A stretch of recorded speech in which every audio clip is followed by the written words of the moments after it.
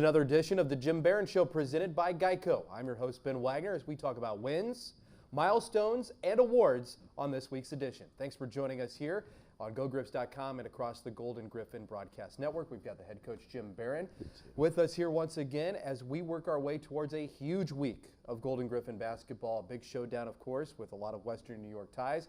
It's a battle for the bridge in the Canal Cup as the Purple Eagles will arrive at the Taps Gallagher Center on Thursday evening, and then the final game of the regular season against Iona, taking on the Gales at their place senior night, and those festivities that arrive as the regular season closes out prior to moving into the MAC Conference Tournament. So a lot to cover over the next 30 minutes with the head coach.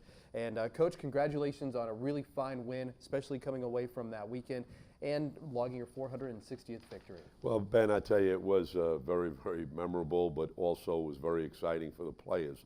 You know, we came back and, you know, we did a great job of what we needed to do. We showed our kids the film of preparation for Marist, and it was an excellent victory. I think that, you know, we went in tied at halftime, but then I think the second half, you know, we just decided to turn it up a little bit from the standpoint of our pressure.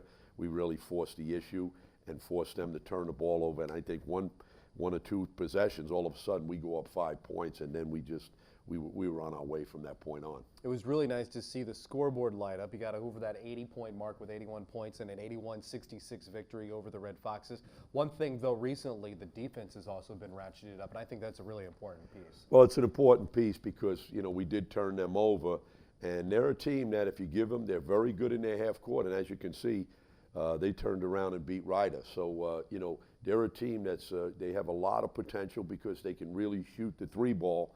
And that's what they were doing the first half. But then we ratcheted up a little bit from the defensive end, and I think that got our offense going where we were able to attack the bucket. We were also able to get some open looks from the perimeter, and that just, you know, that just springboarded us for that victory. And, yeah, to have 460 wins, I tell you what, Ben, it's, you know, I've had a lot of great players, a lot of great assistant coaches, and, you know, to do it at the programs that we've been at has been something that's been very, very special.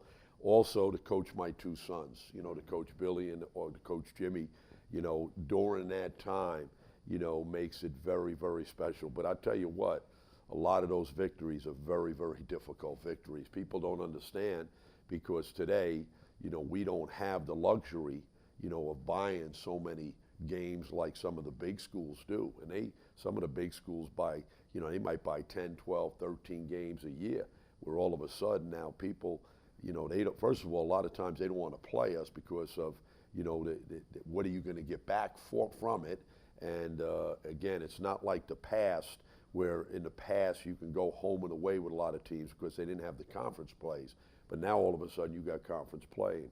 So it makes it very difficult to schedule a lot of teams. But, you know, to get 460, boy, oh boy, it's been magical, and it's been very, very exciting, and I couldn't do it without great players and great assistant coaches. When you look back at 460 victories, the places where they've happened, let alone just the battles that have ensued between places where you started, like St. Francis, your first head coaching job, then you went to St. Bonaventure, and you've got Rhode Island, you've got, of course, Canisius here. Yeah. I don't want to, you know, slight any of those programs, yeah, but a lot of people, well, you know, when they're dancing around the map trying to figure out where they want to go to college and play collegiately, you can easily skip over a lot of those towns because they're not recognizable on the map. That's really the challenge as a head coach, and it's a collective unit. You're doing it, you're championing a program, but also the assistants that are out there pounding the pavement, kind of spreading the message. Well, you know, it's not only that, but you're building programs. You know, you're taking them from the bottom and building them up. And that takes a lot of creativity. It takes a plan. And it takes a lot of intensity where all of a sudden you got to turn them around, whether it be at St. Francis, Bonnie's, Rhode Island, or, you know, coming back to Canisius. But, you know, some of the great wins, too, that we've had. I mean, I can remember beating Notre Dame, you know, at Notre Dame, beating Wisconsin at Wisconsin, beating Syracuse at Syracuse. I mean, it was very, very special to beat some of these high-profile programs. And, you know, our kids that we had were just very, very special. But you know what, along with that, you know, we graduated players. I mean, that's the thing that is special to me. And as I look back, you know, we do it the right way with graduating student athletes. I think so much is lost in college basketball today where they put winning as everything. And I think that you have to be careful in college because you're dealing with, it's an amateur sport. And I think that you got to keep remembering the goal is not only to win, but graduate student athletes and not only get them ready for short-term success, but to try to get them long-term. And I think when you get a degree, whether it be an undergraduate degree or a master's, it gives you a lifetime approach to be successful. And I think that's what the value of being a student athlete is all about. And to do it at these programs is something that I don't take lightly. It's very special, and I'm very, very honored, to have that type of career of having 460 wins. We'll talk about some of the hardware that Jim Barron will be recognized with those 460 victories, and more recent news as well that'll happen at the Final Four with the head coach coming up in a couple of moments on the heels of your conversation about the academic success that the Golden Griffins have had in recent order. Kevin Bleeker, Jamal Reynolds, Malcolm McMillan. These are guys that will move forward past their career as well, and since senior day is upon us, and that last home game at the Kessler Athletic Center is Thursday night, how will these guys, prepare, one, and how you as a staff prepare another round of seniors to get ready for the final time that they'll take the court? Well, it's just very, very special because, with these three guys, I mean, you got two guys getting a master's degree in college basketball. Let me tell you something, that just doesn't happen. And then you got a guy like Jamal Reynolds that's getting his degree. So, this is very, very special. And again, it's something that is really, really important for me as a basketball coach because, when I look back at guys during my tenure as a basketball coach, and I see them, I could always look them in the eye and let them understand that, hey, we did it the right way and you got a degree. And that to me, now the lessons that are learned along the way, it's tough love. It's unconditional trust, where all of a sudden, they got to buy in to what you're trying to preach and what you're trying to sell. And a lot of that is to get them ready not only for a short-term career in the possibility of sports, whether it would be basketball or now with Chris Manhurst it's football, or my son's playing overseas, but for the long-term approach. And that's where a degree comes in, because once you have that degree, that gives you a chance to be successful out in the real world. Once your career in sports is over, whether it's basketball, baseball, or football, now all of a sudden you have a degree, and that's a lifetime experience that you're prepared for, and getting a degree from Canisius College is something that's very, very special. Very, very special and recognized across the country as well from the academic prowess, and of course with an opportunity to work with head coach Jim Barron in his fourth year with the Golden Griffins and send another wave of seniors off into the sunset, if you will. Well, it is something that, that they can look back upon and say, hey, this is what the long-term approach is all about, and that's where a degree comes in. And we want them to have the opportunity to play basketball. I mean, you see the guys that are in there and playing. I mean, you still got Josiah Heat, he's playing. Jordan Heat, Isaac Sosa are playing. So many guys. Chris Perez is playing. Billy's playing. Billy Barron. And then you got Chris Manhurst is pursuing a career in football. So it's something that's very, very special. But that's what the transition is all about. And I know that so many other coaches do the same thing with the development of the student athlete. But to get them ready, and I know this, that their parents can look back and say, boy, they were taken care of, but also they got the balance of being a student athlete. And I know a guy like Kevin Bleeker, who's been here, he's been here 5 years, because we redshirted him. And now all of a sudden he's walking away with a master's degree. Malcolm McMillan's walking away with a master's degree. I mean, that just is very, very special. That really puts them on another plateau as they go for jobs, whether it be an assistant principal or whether it be, in an executive position. But it's very, very special. We're with head coach Jim Barron on the Jim Barron Show, presented by Geico. I'm your host, Ben Wagner. We've talked about some of the successes off the court. We'll focus on some of the successes on the court, and we'll move forward and talk about the final 2 regular season games in front of the Golden Griffs as the Jim Barron Show continues. If you are looking for tickets, you have to act very quickly because the Kessler Athletic Center is filling up to the brim and doing it rapidly for the Battle of the Bridge against the Niagara Purple Eagles.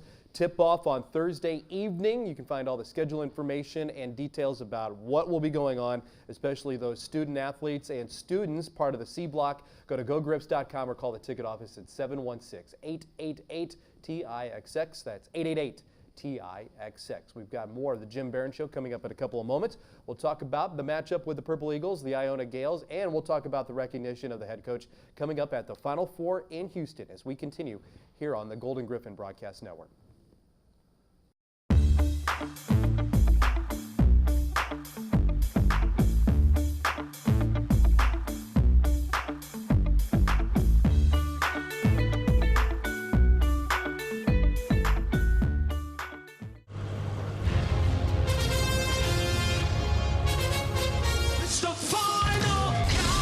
If you're the band Europe, you love a final countdown. It's what you do. If you want to save 15% or more on car insurance, you switch to Geico. It's what you do. The Jim Barron Show is presented by Geico, and we continue with this edition as head coach Jim Barron looks at the Purple Eagles and the Iona Gales as the final 2 scheduled opponents on the regular season slate. One thing that is pretty much locked in, although the seeding is not locked in yet, it's that Canisius will play in the first round, but how the Griffs will finish over the next 2 games could finish as high as a 6th seed or as low as potentially an 8th seed in next week's MAC tournament. Winning is always going to be important. Rivalry games, of course, can change anything, and then, of course, the wild card will be what will happen at Iona over the weekend. How big is being a 6th seed versus an 8th seed in this tournament in the way now that with the new format? Well, I think it's real important, but, as a program and as a team, and especially with this team this season, we got to continue to take it one game at a time because, again, we're trying to build consistency. And, what we did against Marist and, the games that, some of our guys had, Valenti had a terrific game, Cassius Robinson, Malcolm McMillan, Kevin Bleeker was solid. So, we got to keep building on that. And what we did against Marist is we not only turned them over, but we out-rebounded them. And, what I told our guys is we got to go into this Niagara game where we got to want to out-rebound them. And, the first time we played them, we did a great job of really executing. They're going to mix and match their defenses. They're very, very athletic. But we got to try to build consistency from, with the game we played against Marist and winning that game and now going into Niagara. Because they're a good basketball team. They've beaten St. Peter's, they've beaten Manhattan. They got some players that that can really score the ball. And they're athletes, their guards are very big. Blackman is 6'5". I mean, they got some guys that could really score the ball. And, they like to attack the bucket off the dribble. They're very quick. And you know what? They beat us last year at home. So, again, this is a good basketball team. And, you can't overlook them. And this is a rivalry. And it was very, we had a packed arena at the Gallagher Center. And, it's going to be exciting not only for senior night, but also, we're playing against a good basketball team in Niagara. So we got to really execute. We got to rebound the basketball. And then we got to defend them because they're good. They can really score. And then we got to make sure that on the offensive end, we're executing and being real deliberate in what we want to accomplish.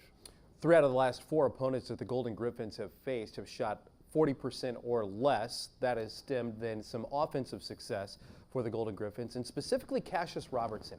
70 3-pointers have been made, and in school history for the Golden Griffs, there have only been 7 different players, but 4 of them.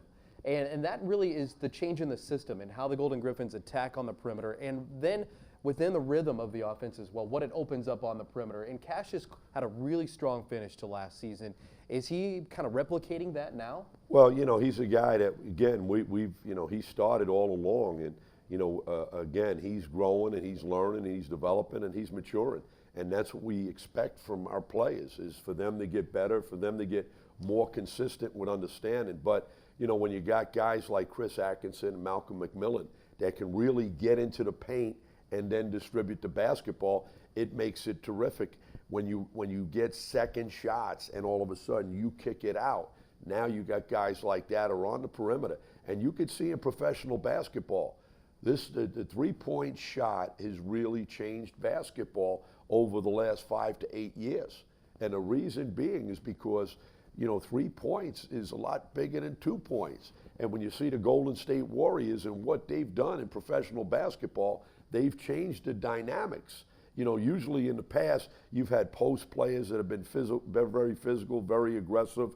When you look at some of the teams that have been very good, like San Antonio with Tim Duncan, you got these big guys that are inside. You've had Shaq in the past, but now all of a sudden it's becoming a guard-oriented system where all of a sudden you're getting guys that are penetrating and kicking, guys that are coming off the ball screen, guys that are screening and throw back, and that's where you're hitting the three ball. And you see the Golden State Warriors with Thompson and with Curry.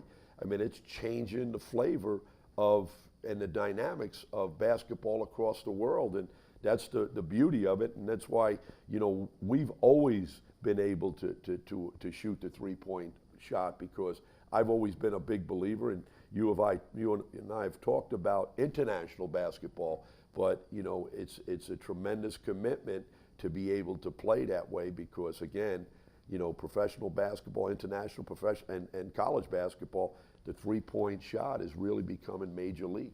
And in your offense, too, it's not only guard-oriented. A guy like Kevin Bleeker, Phil Valente, the bigs can step out now. That adds a whole new dynamic to how you attack your opponents. And Kevin Bleeker, I think, has started to establish himself on the inside even a little bit more over the last couple of weeks. Yeah, well, it really helps us. And, that's why, to be honest, when I've come in here, I had a plan. And the plan is to know exactly what we're trying to do. Coaching international, coaching at Notre Dame when I started off early on in my career, and having big players like a Kenny Barlow, Tim Kempton when I coached, those were guys that could really shoot the ball from the perimeter.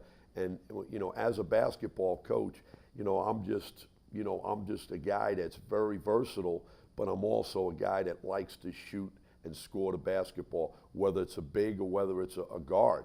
To be able to step away and shoot the three-point shot is something that really opens up your game, and it allows guards to really penetrate and attack the bucket. And again, it was funny.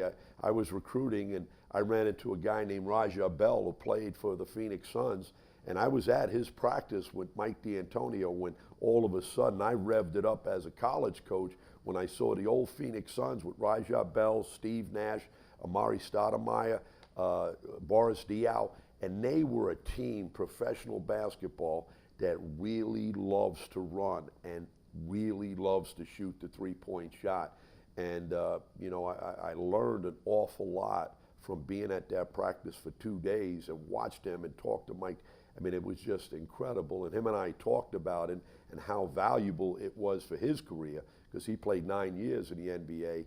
And, I love that style of play. And it really, what it does is when I talk to players, when I'm recruiting them, I want them to think about professional basketball, because they're going to get a degree.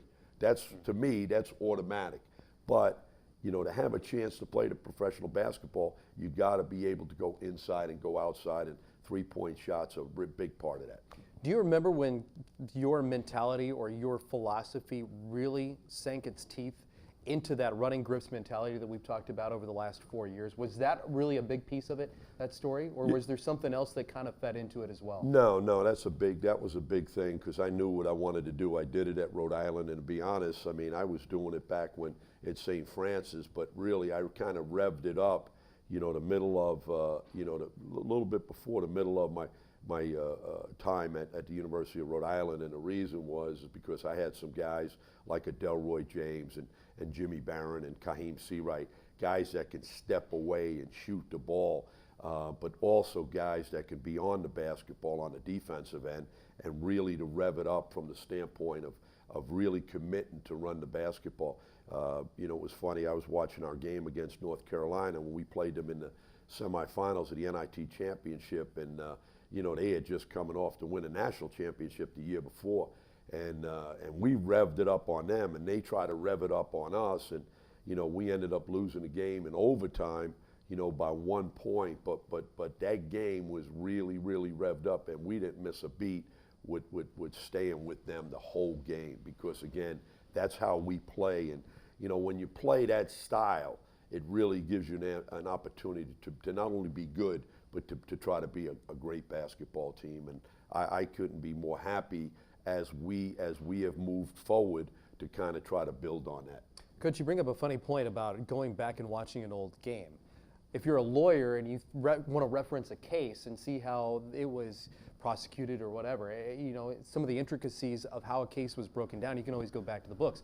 As a coach, do you go back and look at former games and say, I think this is how we did it, to review it and maybe implement something else now? Well, you don't do it to review it. You just do it to maybe get some, odds and ends out of it that you could add to what you're doing now. And I love doing that. And the reason is because it gives you an opportunity to look at maybe some things that you did a little bit better, some things that you did key on, and again, it's just good to look at. And I remember we played Virginia Tech in that same tournament, the first round, down in Virginia Tech.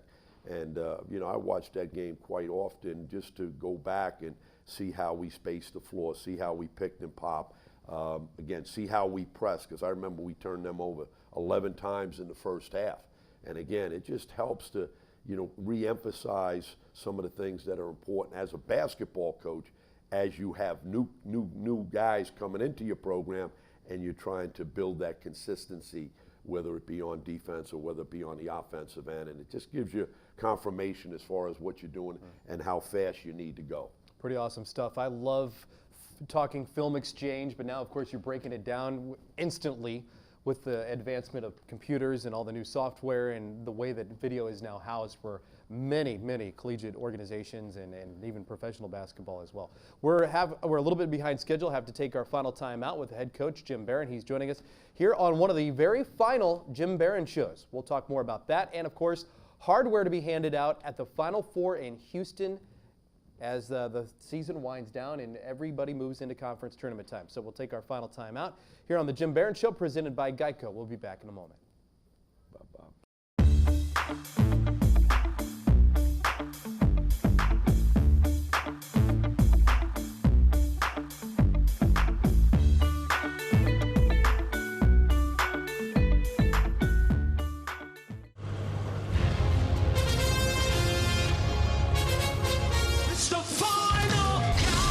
If you're the band Europe, you love a final countdown. It's what you do. If you want to save 15% or more on car insurance, you switch to Geico. It's what you do. The Jim Barron Show, as always, presented by Geico. I'm your host, Ben Wagner, with the head coach, Jim Barron, as we wrap up this week's edition of the Jim Barron Show in front of the season finale on the road at Iona. But on Thursday night, the Purple Eagles of Niagara will visit for senior night and the final home regular season game. Go to gogrips.com for complete details and about MAC tournament information, or call the ticket office at 716-888-TIXX. Season is coming down to a close. Conference tournament we know will happen next week.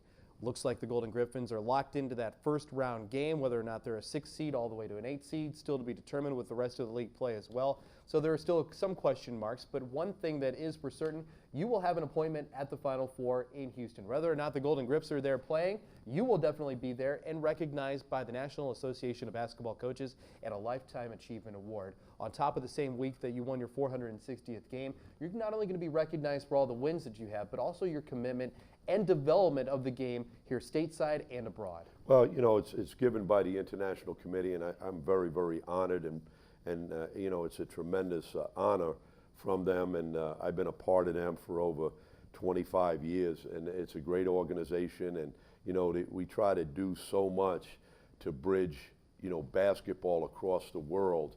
And I've been a big believer of global basketball ever since I got into it, because I had an opportunity when I was at Notre Dame to coach the Panama Olympic team. And I also did, when I was at Notre Dame, I did clinics over in Croatia.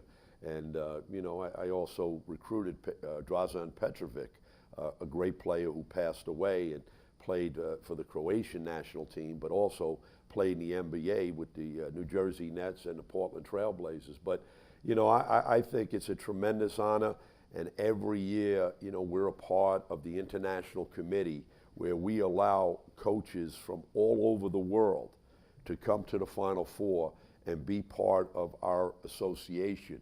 And, you know, we usually have a clinic.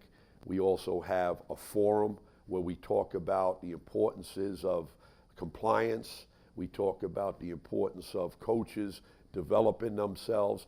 We also talk about, you know, how to have colleges go overseas and be a part of programs. So these are important issues, but you know, the game is global, and you can see in college basketball, you can see in the NBA, so many foreign players, and now, you know, Canadians. You know, we have a number of Canadians players on our team, and it's a very special you know, honor for me to get this award. But I've been involved with international basketball for a long time, and I love being a part of it, and it has taught my players so much to engage themselves with international players, whether they be from Canada or Africa or Holland or Europe. I mean, it's just unbelievable. And now all of a sudden to see some of our players, and I know I got two sons that are playing overseas, so it's a very special award, something that I'm very blessed with, and to be able to be given that award. And you know, I've enjoyed it immensely to be a part of that organization, and being part of the NABC is something that's very special to me. Congratulations, and enjoy that time at the Final Four in Houston. Thanks, of man. course, at the beginning of April, a lot of basketball for the Golden Griffins, and hopefully part of the conference tournament runs even after the regular season comes to a close. Before we close out the show today, I know Purple Eagles and a lot of the fans want to know about what it's going to take to sweep a season series against your really crosstown rival, but also then the task in front of the Golden Griffins when we go to Iona on Saturday. Well, you know, we got to play really smart basketball against Niagara. I mean, again, they're a team that, you know, they have some guys that can really score the ball, and they're very guard-oriented. But, you know, you got to really defend. You got to rebound. You got to handle their pressure. And then their half-court defense, you know, they're going to be playing zone and man-to-man. So, you know, we got to do a good job of trying to get the ball inside, not turn it over, and then really force them to make some decisions on how they're going to play. But we got to do it on defense, rebounding, and then when we do that, that allows us to tack it on the offensive end. And, you know, it's a big game for us. It's a rivalry game, and, you know, it goes back with me from my days way at St. Bonaventure. And, you know, I mean, Niagara was just, it's like the Yankees and the Boston Red Sox. You know, again, it's just a big game. So, you know, you just got to be ready to play it, and guys got to make sure they're focused on it. I know it's on senior night, so we got to get those guys to really understand that there's a basketball game beside the ceremonies, which is very important, because we got three very special seniors that we're really going to honor. But then them playing Niagara is going to be important. Then we turn around and play Iona, who beat us the first time, and they're a team that's probably as hot as anybody in the league right now that can really score the ball. But, you know, again, that's going to be a battle when we need to prepare with that, and that's going to be starting right after we play Niagara. So this is winding down really quickly, but we got to execute, we got to defend, we got to rebound, so that we can get it out on the offensive end and look to attack on them. Just a point of clarification, too. I mentioned that Iona's game is on Saturday. Technically, we're heading towards Iona on Saturday. The team will be traveling that day, but the game will be on Sunday afternoon against the Gales. Thursday night, though, is the one you need to put a star by, because it's Niagara, it's Canisius, it's a long storied rivalry here in Western New York, and with two institutions that are now cemented in the MAC conference, working our way towards the MAC tournament. And again, GoGriffs.com will have all the schedule information throughout the week as seeding and things continue to develop on when and where and how you can find Golden Griffin basketball. Hopefully we have a great cheer block in Albany. It's always a great scene to have all those blue and gold clad fans behind the bench rising when the team hits the floor. It's not that far away. I mean, you know, Albany right down 90, you know, for fans to get down there. I know last year it was terrific, and you know, that helped us move forward. So again, you know, the C block and the fans and the student body, to get down to Albany is going to be something that's going to be very, very special as well. And I know our guys react very favorably when all of a sudden they see those fans in the crowd. But, we're going to continue to take it one game at a time. It's good coming off a win against Marist, and now we got to finish up as strong as we possibly can down the stretch as we go into tournament play. I'll see you courtside on Thursday. Okay, Ben, thanks. All right, that's the head coach, Jim Barron, and this is the Jim Barron Show presented by Geico. I've been your host, Ben Wagner. As we wind down the regular season, a lot of basketball still to talk about. We'll talk to you next week on the Jim Barron Show presented by Geico here on the Golden Griffin Broadcast Network.